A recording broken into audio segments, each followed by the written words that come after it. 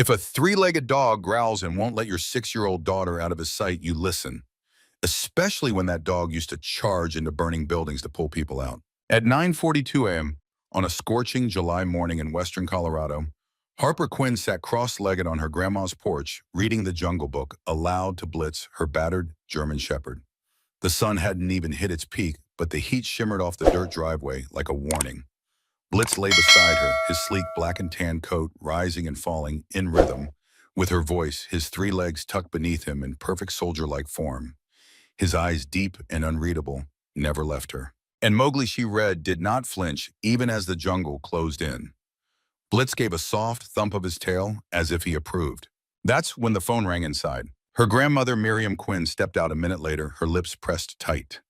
She still wore her smock from morning chores, bits of hay clinging to her jeans, and her silver hair pulled into its usual no-nonsense bun. "That was your dad," she said. "Emergency at the reserve. A gate got left open. He's coming to get you." Harper's eyes lit up. "Really? You can visit, but only if you promise to follow his instructions." Miriam hesitated, then added, "And he said no animals. Not today." Harper's small hand instinctively went to Blitz's head. "Can he come with us?" "I don't think it's safe, honey. He's not whole." Harper didn't blink. "Blitz gets scared when I'm gone too long. He thinks I'm not coming back." Miriam sighed. She'd seen it for herself. Separation anxiety was a mild term for what Blitz went through when Harper wasn't near shredded doors, gnawed furniture, hours of pacing. "Well," Miriam said, "finally, he can come. But you two stay glued to your daddy. That park's a wild place on a normal day, and today ain't normal." Blitz thumped his tail, again almost like he understood. The Quinns lived on the edge of Grand Mesa Wildlife Reserve, 240 acres of wide-open landscapes and rewilded habitats where animals roam semi-free under controlled protection. Harper's father, Ethan Quinn, was the park's chief safety officer, a former Army medic turned wildlife specialist. He worked long shifts, kept to code, and didn't believe in letting your kid run wild, even if that kid was as strange and wonderful as Harper. By 10:15 a.m., his white pickup rolled into the drive dust trailing behind him. He stepped out, tall and lean, fatigue etched into his sun-darkened face. "Thanks, Mom," he said quickly, scooping Harper into the cab and giving Blitz a glance. "Glad you're coming too, buddy. Just don't eat anybody." The old K-9 lifted one ear unimpressed. The drive to the main facility was quiet except for the occasional crackle of Ethan's walkie-talkie. Still no visual on his Burmese. "Check sectors 6 through 9. Tranquilizer team is mobile." Harper tilted her head. "What's a Burmese?" Snake Ethan said, eyes still on the road. "Big one." Harper's face lit up with a mix of curiosity and caution. "Is it the kind that squeezes you?" "Exactly," her dad replied, not missing a beat. "That's why you'll stay in my office with Blitz and lock the door." "Got it?" She nodded, serious now. The facility loomed up ahead, a low-slung building of adobe and steel glass set between towering pines and dusty open paths. The parking lot was nearly empty, which meant staff were already deployed. Inside the office, it was cool and quiet, a sanctuary from the chaos. Ethan knelt to Harper's eye level. "Harper, look at me. You stay in here no matter what. Do not come outside. Blitz stays with you. Understand?" "I promise," she said. He kissed the top of her head and disappeared through the back exit walkie-talkie, buzzing in his hand. Harper sat on her dad's rolling chair, her legs swinging above the floor. Blitz lay at her feet, unmoving except for the occasional ear twitch. She found a set of colored pencils in the drawer and began sketching a tiger in a cage, then changed her mind and drew it free in a forest. From the desk, the walkie-talkie crackled. "Section 5 secure. Section 6 perimeter still open. Keep tranquilizers ready. Possible movement near drainage trench." She paused, pencil frozen mid-line. A few minutes passed, then, fwee, fwee, fwee. A high-pitched three-note whistle floated faintly through the air. It was her grandma's signal, the one she used when feeding animals back at home. Only it didn't sound right. It was off, wavering, broken. Harper froze. Blitz's head snapped up. He growled low. "That's Grandma," she whispered.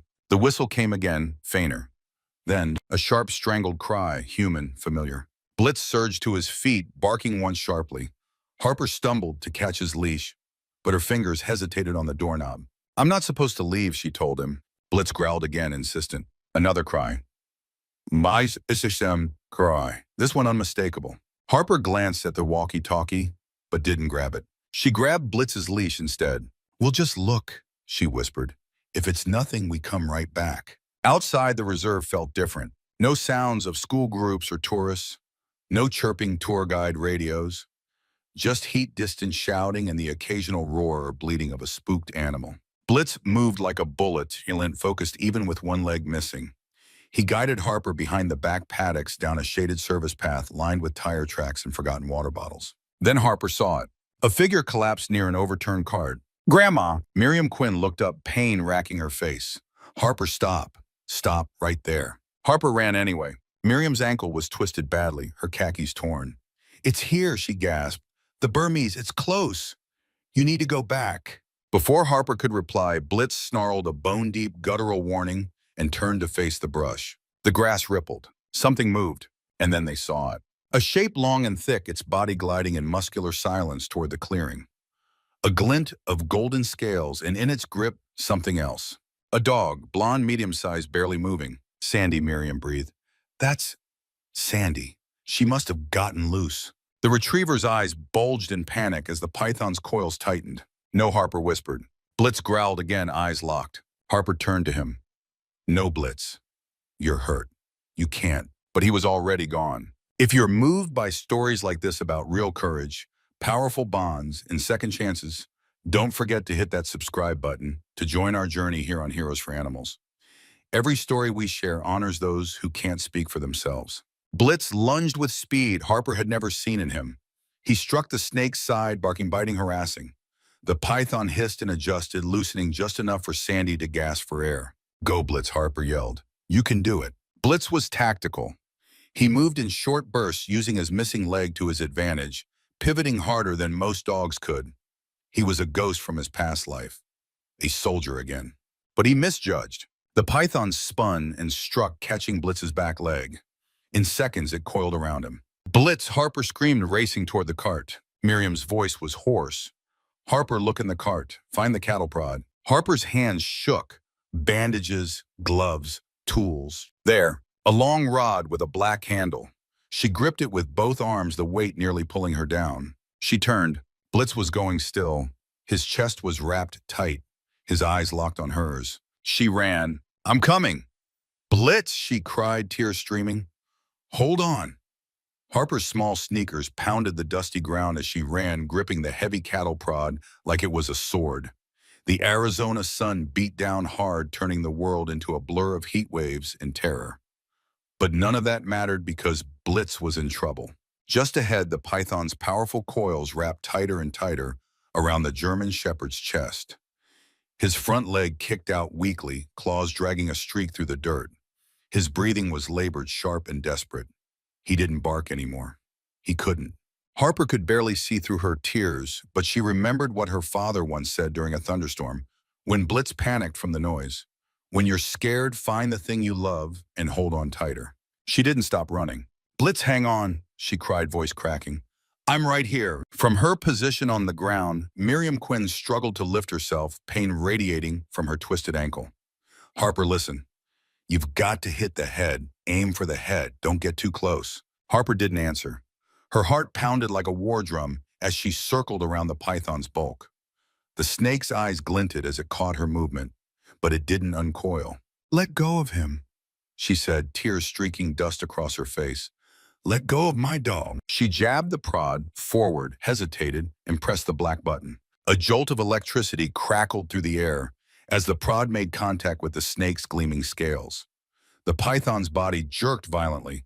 For half a second, it slackened just enough for Blitz to gasp a full breath. His eyes fluttered open, locking with Harper's. It wasn't enough. The snake recoiled, quickly hissing with primal fury. It reared its massive head and redoubled its coils, wrapping around Blitz's midsection again. The prod had bought seconds, nothing more. "Do it again, Harper," Miriam shouted. "Hold it longer this time." Harper gritted her teeth and lunged, her entire body shaking. She jammed the prod against the python's neck and held the button down until sparks flickered at the tip.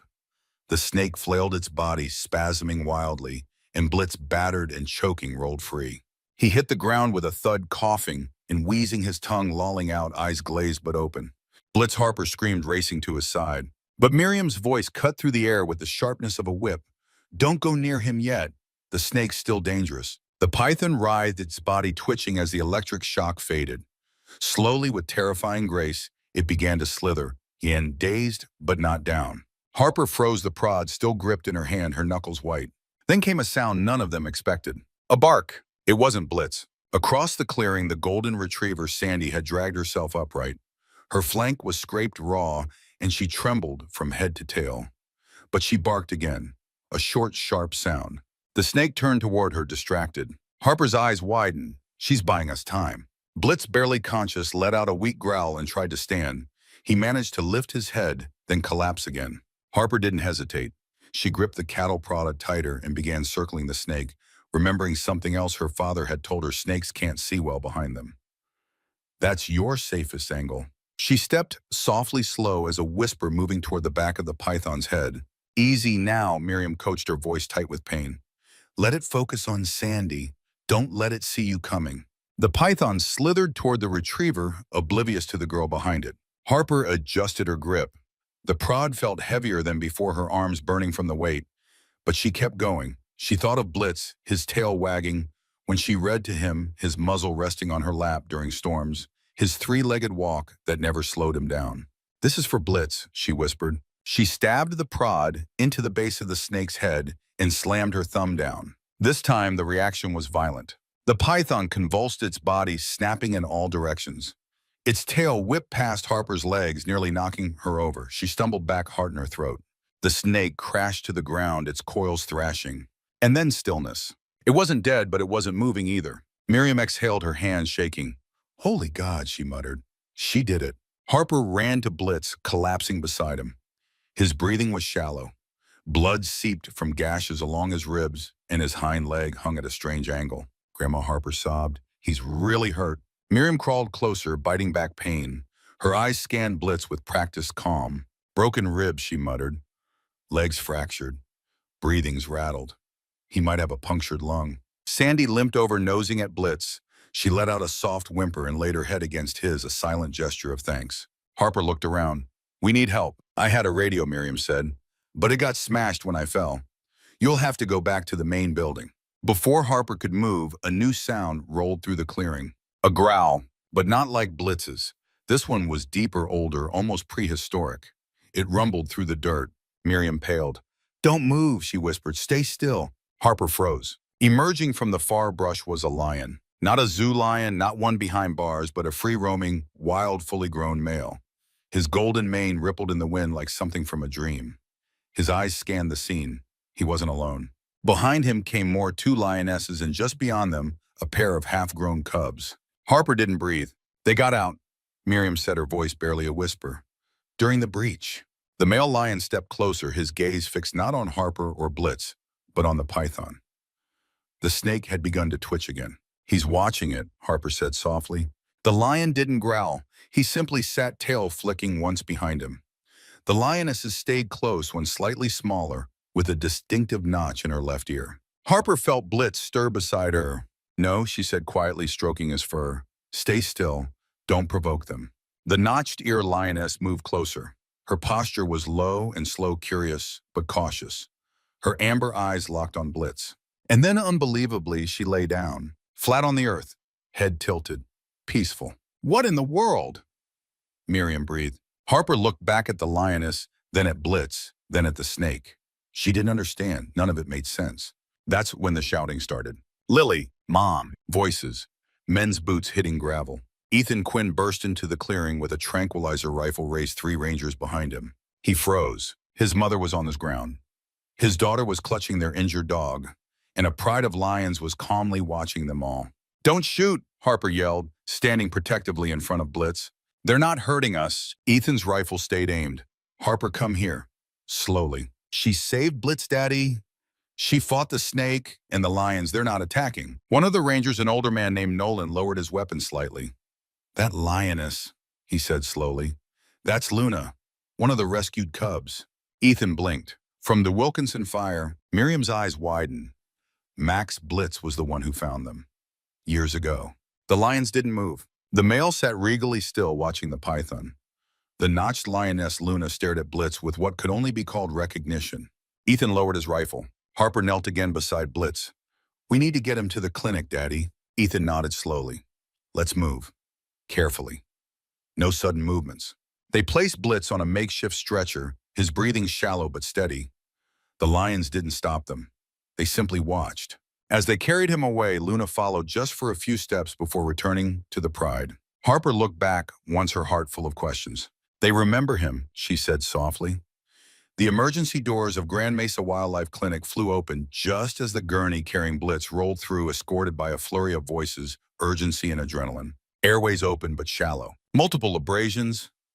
We've got possible rib fractures. Chest trauma could be a punctured lung. Where's Dr. Morales? 6-year-old Harper Quinn jogged alongside the stretcher, gripping Blitz's paw like it was the last rope holding her together. Her dad, Ethan, tried to guide her away, but she shook her head fiercely. I'm staying with him.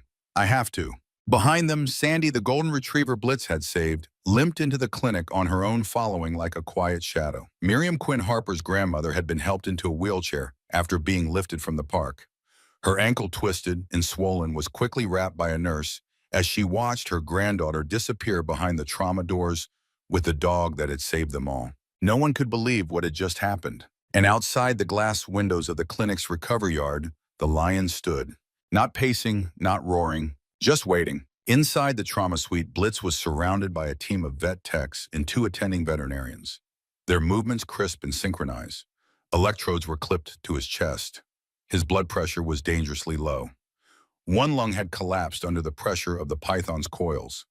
His rear leg, the only one he had left on that side, was bent unnaturally, possibly fractured in 2 places. Sedation now, said Dr. Morales, her voice calm but clipped. Intubate. I want a chest tube prepped.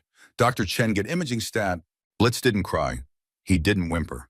But his eyes found Harper's as they pushed the mask over his muzzle, and she leaned close to whisper, we're right here.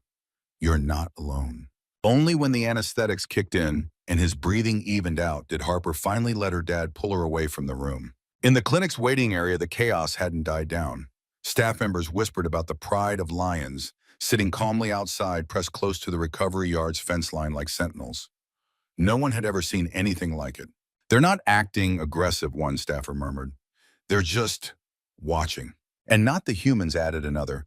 They're watching him, the dog. Back in the family waiting room, Harper curled up beside her grandmother, refusing the juice her dad brought or the stuffed panda someone had offered. I don't want juice. I want Blitz. Miriam reached over, brushing dust and ash from Harper's blonde hair. He's in good hands, sweetheart. If anyone can pull through this, it's that dog. Harper's voice was barely a whisper. What if he doesn't? For a long time, Miriam didn't speak. Then she said, I've worked with animals for 50 years. I've seen dogs come back from broken spines, wildfires, even frostbite. But I've never met one with a will like Blitz. He's got grit. Ethan sat nearby, rubbing his hands together anxiously. His mind wasn't just on Blitz. It was also stuck on the lions.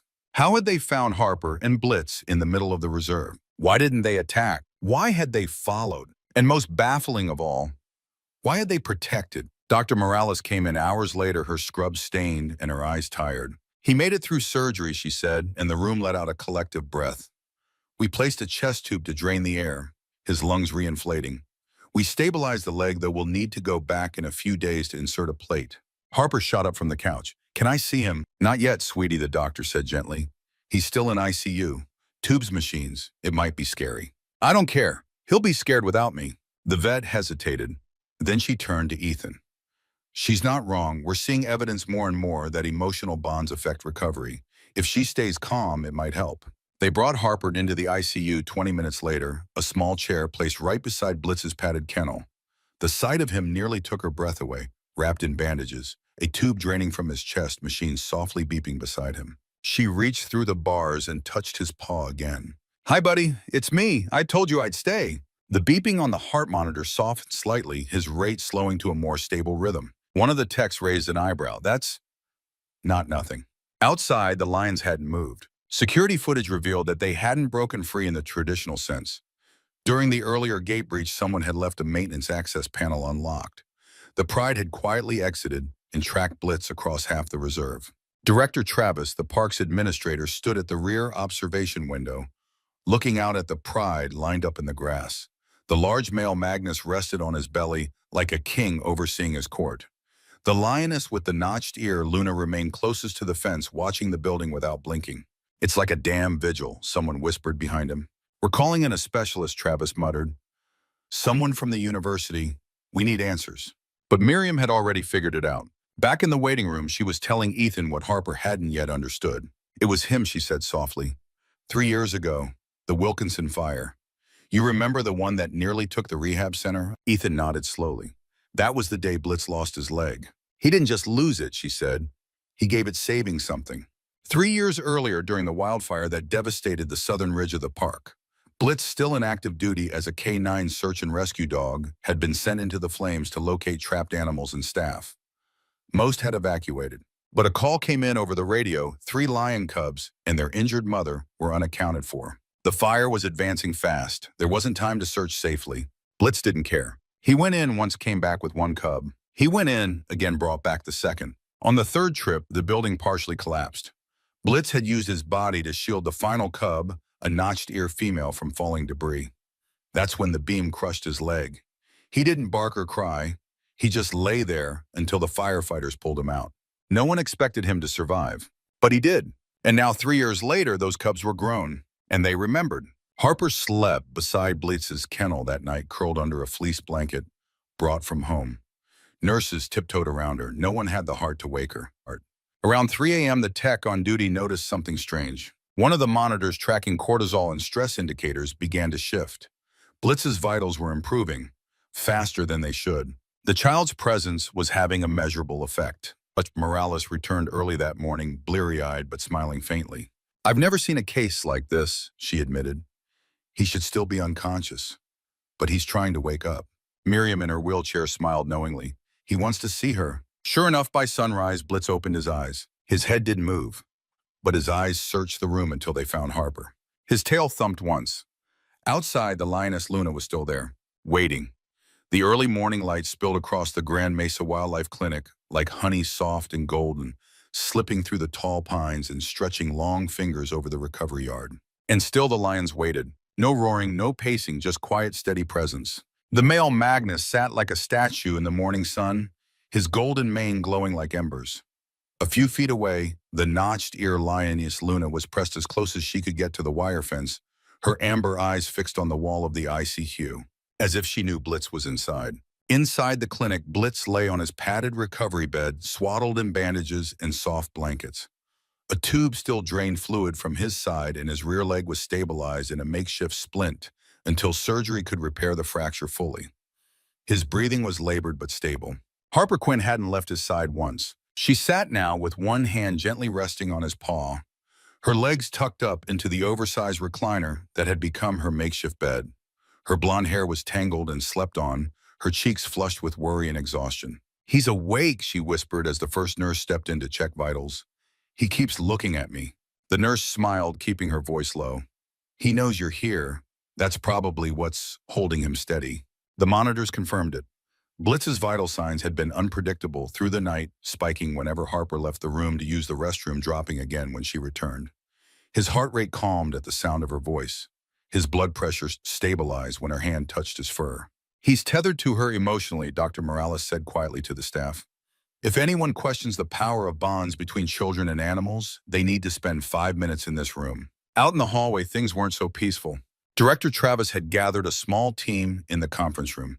Ethologists, security officers, media liaisons, and legal counsel. They were gathered around a wall-mounted screen showing loop security footage of the Lion Pride entering the outer perimeter through an unlocked maintenance gate during the breach. They hadn't run. They hadn't hunted. They tracked Blitz. Do we have confirmation yet on their identities? Travis asked, adjusting his glasses. Yes, sir, said Dr. Patel, one of the zoo's animal behaviorists. The lioness with the notched ear is Luna, rescued as a cub during the Wilkinson fire. The large male is Magnus, the pride's dominant male. The others are her littermates and her 2 adolescent cubs. And you're telling me, Travis said slowly, that they're just here of their own will. They haven't shown any aggression. They're not even responding to the smell of prey animals in the vicinity. They're focused on the clinic, specifically the ICU wing. Someone else chimed in from the corner. I've worked in big cat rehab for 22 years. I've never seen anything like this. Dr. Patel turned the volume up on the video playback. The screen showed the moment the lions arrived in front of the fence the night before. No growls, no pacing. Luna had simply sat down and hadn't moved since. By mid-morning, a small crowd had gathered at the observation windows overlooking the recovery yard. Staffers rotated out quietly, taking turns observing what many were calling the vigil. One of the vet techs, Brandon, leaned in beside Miriam Quinn, who was bundled in a wheelchair with her ankle iced and elevated. "Did you know this could happen?" he asked, his voice hushed. Miriam chuckled. "Son, I've seen pigs outsmart fourth graders and raccoons pick padlocks. But no, I didn't expect this. Doesn't mean I'm surprised, though." "You think they really remember him?" She nodded. "I know they do. That lioness out there, Luna, she was one of the cubs Blitz dragged out of that burning shelter. He went back in 3 times, shielded her with his body on the third, lost his leg for it." Brandon let out a long, low whistle. "Animals remember," Miriam continued, eyes soft. "Not just fear, not just food. They remember kindness, too, especially when it hurts." Harper sat with Blitz while Dr. Morales gently adjusted his IV line and checked the drainage from his chest tube. She didn't flinch at the machines or the beeping or even the needle the doctor used to flush the line. She just kept her eyes on Blitz. "Will he walk again?" Harper asked. Dr. Morales considered the question. "We're hopeful. He's got a long road ahead, but if there's ever a dog with the heart to recover, it's him." Harper reached forward and stroked the top of Blitz's head. His eyes flicked toward her again, weak but alert. "I'll help him every step." At 11:20 a.m., a decision was made. The staff moved Blitz to a specially modified enclosure with a large viewing window. It was a corner room in the clinic with direct sight lines to the recovery yard outside. They hoped the natural light and quiet might help him rest. Harper moved her chair beside him once more. And it didn't take long. Within 20 minutes, Luna shifted for the first time in hours. She walked up to the fence, pressed her massive body against the metal, and stared straight into the window. Blitz saw her, and his tail moved. It wasn't much, just a small thump, but to everyone watching it felt like an earthquake. Luna chuffed softly, a low breathy sound lions make to greet their own. Blitz responded with a tired soft whine. And just like that, something ancient and impossible settled into place. That afternoon, Travis called a press conference to address the public interest. News vans had begun to line up at the edge of the property, and social media was abuzz with rumors and cell phone clips from clinic employees. "This is not a stunt," Travis told the cameras. "This is not a training exercise. What we are witnessing is an unprompted voluntary return of a wild pride of lions to the dog who once saved their lives." Footage from the Wilkinson fire 3 years earlier had surfaced grainy clips of a younger Blitz, still strong and fast, limping back through smoke, carrying a lion cub by the scruff. Harper and Miriam watched from a side room, tears welling in their eyes. "You were right," Harper whispered. "They remember him." Miriam smiled. "That kind of love leaves a mark." As night fell again over the clinic, Harper lay in her recliner wrapped in a blanket, her hand resting on Blitz's shoulder. His breathing had improved, his vitals were stable, and outside the lions remained. The staff had decided to let them stay for now. A temporary fence was erected to give the lions safe space without panicking the public. Animal behaviorists rotated through the observation deck in shifts, taking notes, whispering theories. But no one really needed a scientific explanation. They just needed to look at Harper and Blitz. And Luna waiting. Near midnight, Harper stirred in her sleep. Blitz shifted slightly, his leg twitching, a soft rumble in his throat. The staff watched the monitor, heart rate up, not dangerously, but alert. He was dreaming. Harper woke up and moved closer. She whispered near his ear, "You're safe now, Blitz. They're still out there. They didn't forget." His paw twitched toward her hand. By the 5th day of Blitz's recovery, the story had spread far beyond the Colorado hills. News anchors in New York were covering it. Morning shows in Los Angeles were debating the ethics of lion memory. Even wildlife scientists from Europe and Australia were calling Grand Mesa Wildlife Reserve for interviews. But inside the small corner room of the veterinary clinic, where the air still smelled faintly of antiseptic and the quiet hum of machines filled the space, none of that mattered. Not to Harper Quinn. All she cared about was the dog in the bed beside her. Blitz was awake more now. He wasn't strong enough to just stand, but he lifted his head when she spoke, tracked her movements with tired but clear eyes, and responded with soft tail wags when she reached for his paw. Harper hadn't left him. Not once. "I'm going to read your favorite," she whispered that morning, sitting cross-legged on the recliner pulled close to Blitz's enclosure. She opened Where the Red Fern Grows, flipped to the chapter where the boy, promises his dogs they'll always be a team. Blitz's eyes fluttered, his breathing slowed. See, I knew you'd remember this part. Outside, the lion pride remained. Park staff had cordoned off a wide protective perimeter around the recovery yard, creating a quiet space for the animals to remain undisturbed. The public was not allowed near the back gate, but that didn't stop the crowd from growing in at the reserve's main entrance, some holding signs of support, others with homemade drawings of the hero dog and the lions. Director Travis had finally relented and given a limited press tour of the observation deck. One by one, journalists stood in awed silence as they watched Luna, the notched-ear lioness, press close to the fence, her eyes locked on the clinic windows. They haven't moved more than 30 yards in days, Dr. Patel explained to a camera crew from 60 Minutes. They're not agitated. They're not looking to leave. They're waiting for what someone asked. For him, Dr. Patel said, they're waiting for Blitz. Back inside, Harper turned to her dad, Ethan, who had just brought her a peanut butter sandwich. Did they tell you yet? She asked. Tell me what about the footage from the fire. Ethan sat down across from her, resting his elbows on his knees. I saw it this morning. The footage uncovered from an old park archive showed Blitz just 3 years earlier, dashing through smoke and ash with a lion cub in his mouth. The building had partially collapsed. The team had assumed all the cubs had perished until Blitz reappeared, with the final one shielding her from debris with his own body. She had the same ear, Harper said softly. That little Nick. It's Luna.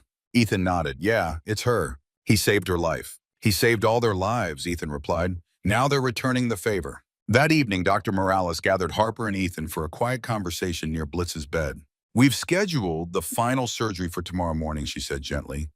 We'll be going in to set the fracture properly and repair the surrounding tissue.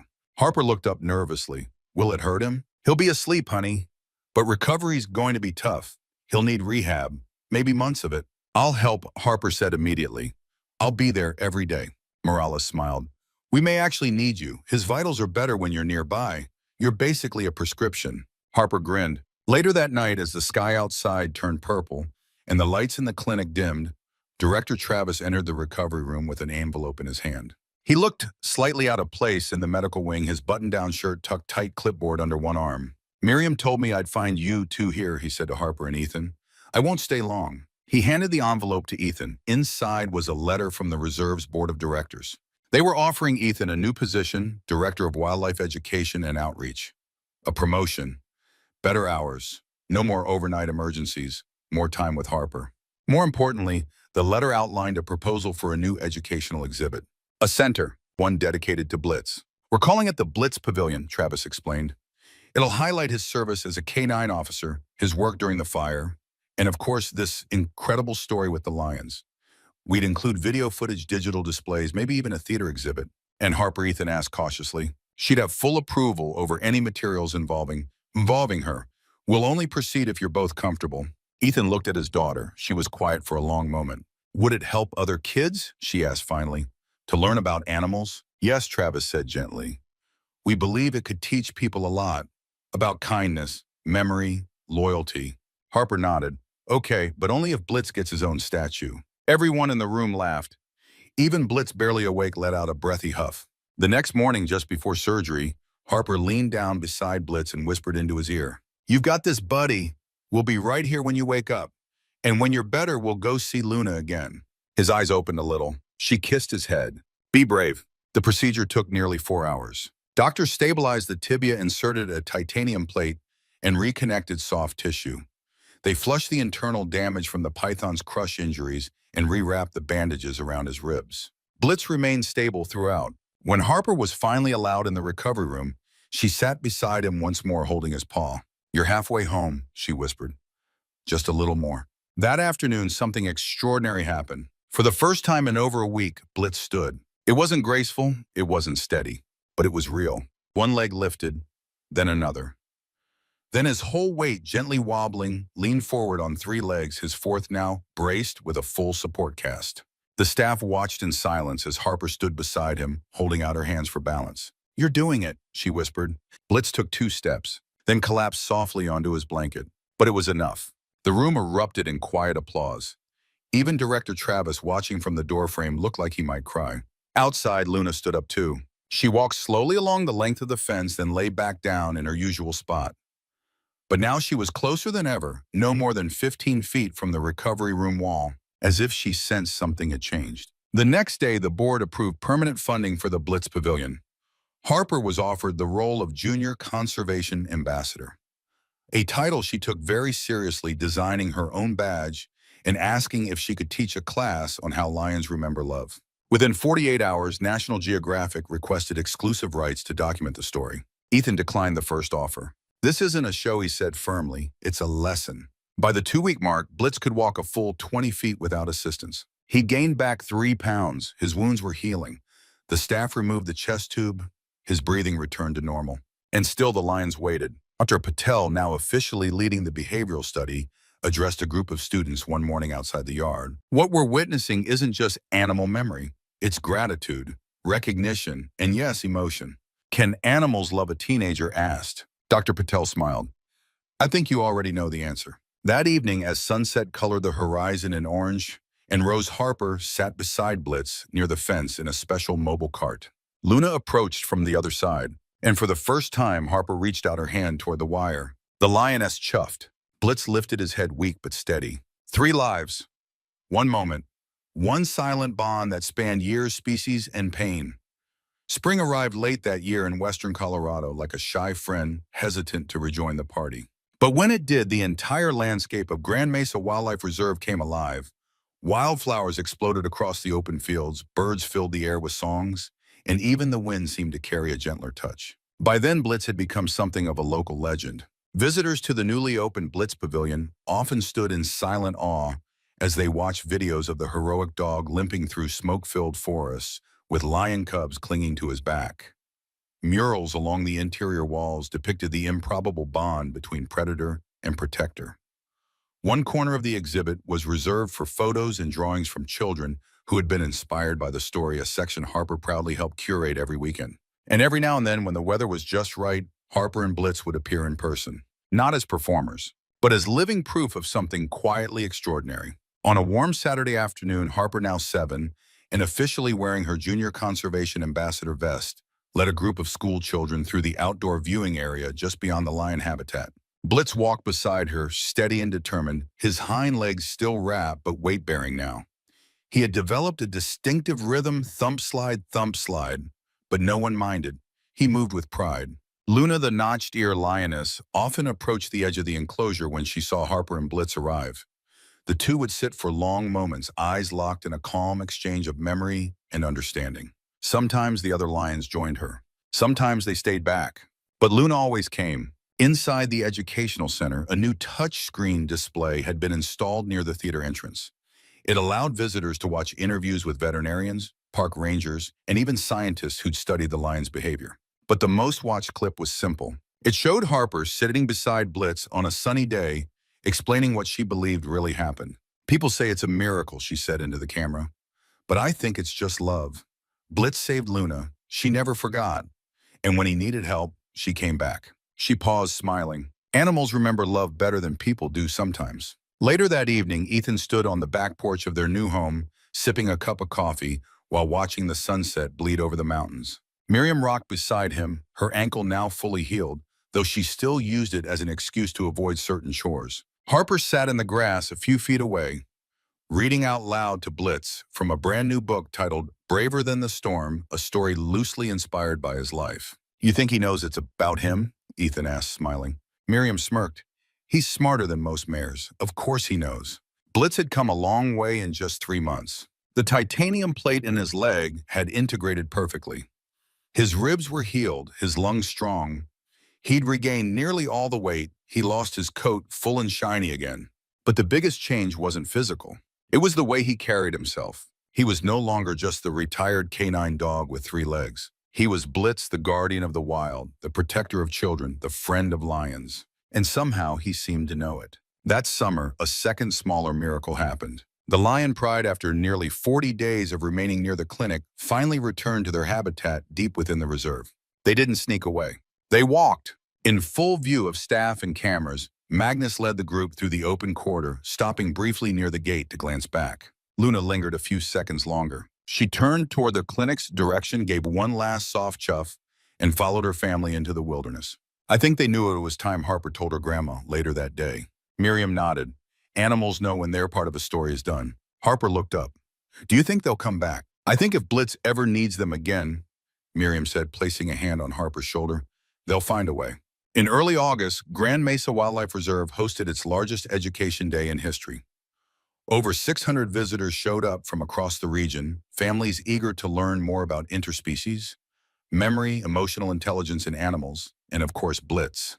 Harper was given the honor of cutting the ribbon to officially open the cross-species memory garden, a peaceful trail lined with benches, quotes, and shaded spots where guests could reflect on the story. Each bench bore a plaque with the name of someone, human or animal, who had helped make the journey possible. One of them read, Blitz, for proving that love doesn't need words, only courage. Another said, Luna, for remembering what the world forgot.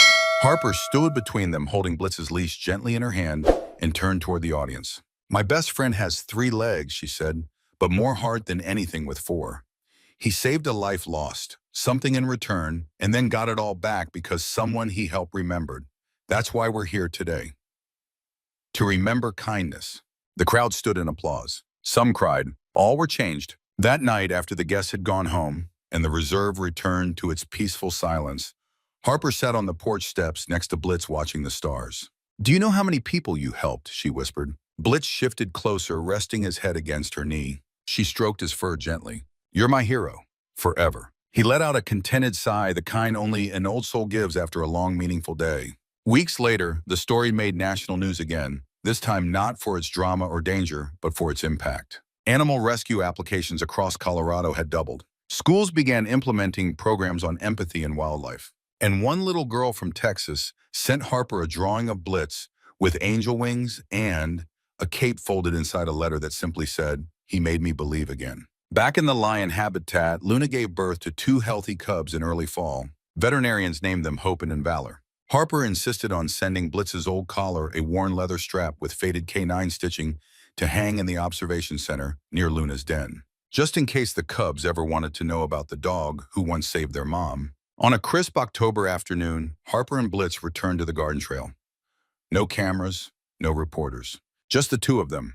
They walked slowly, her hand on his back, pausing at each bench, reading every name. When they reached the last one, Harper took a deep breath and smiled. The final plaque read, Harper Quinn for believing in something bigger than fear. She looked down at Blitz.